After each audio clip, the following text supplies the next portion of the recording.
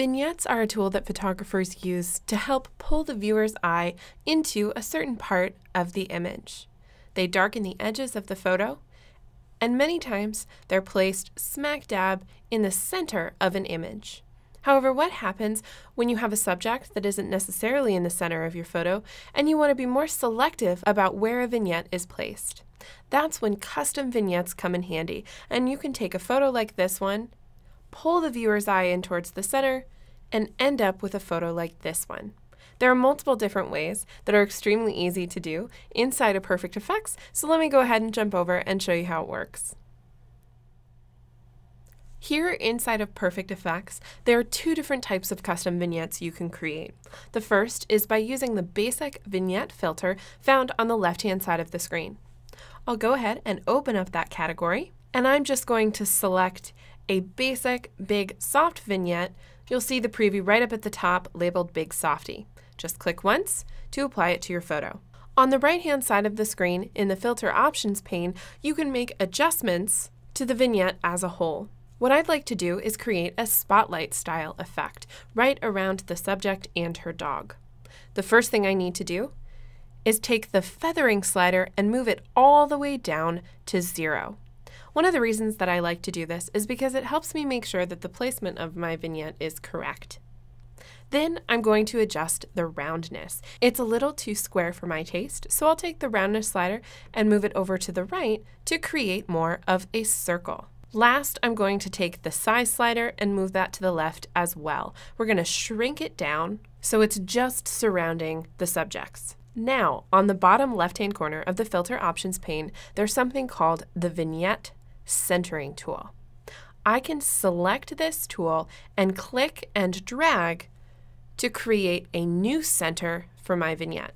Just click, hold, and move your mouse around the image to figure out where you want the vignette to be. I'm going to pull it right in between the girl and the dog, and I'll go ahead and let go.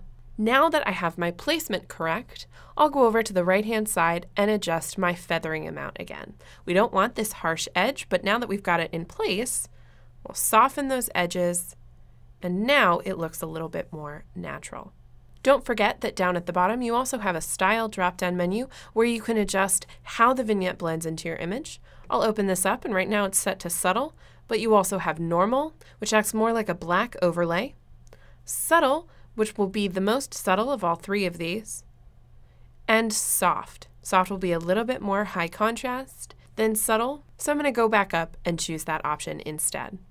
The other type of custom vignette you can create is actually using a color-based overlay. I like to do this especially when I'm working on film-style portraits and want to create that authentic vintage look.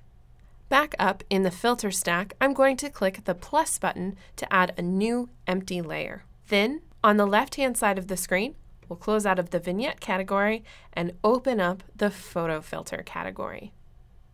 We're going to apply a basic color photo filter on our image. So I'll scroll through, and I'm going to select this one called 85 Warming.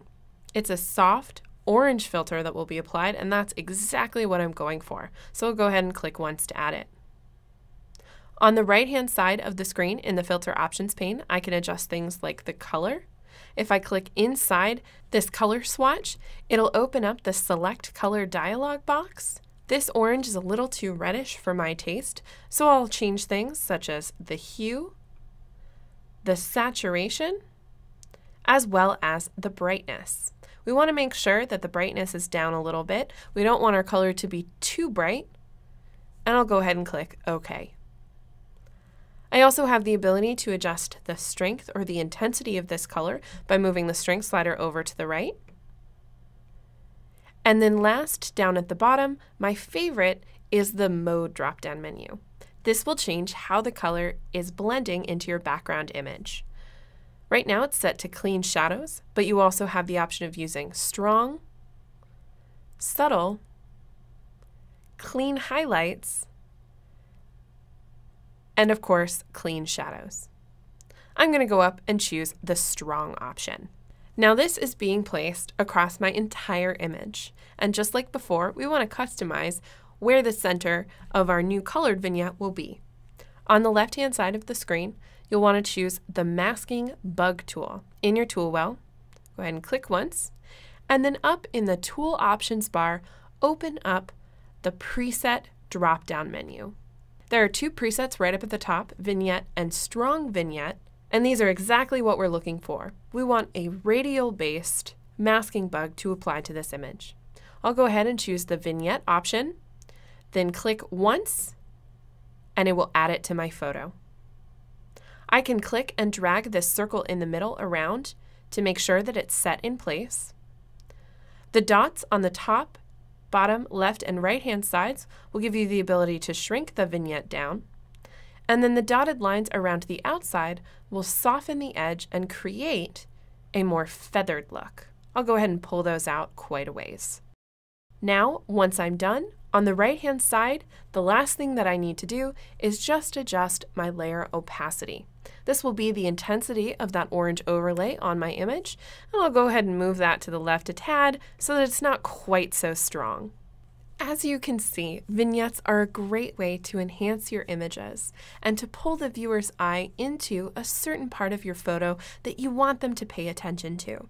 Using either a basic vignette or your own custom color vignette, you can create a lot of really interesting effects here inside Perfect Effects.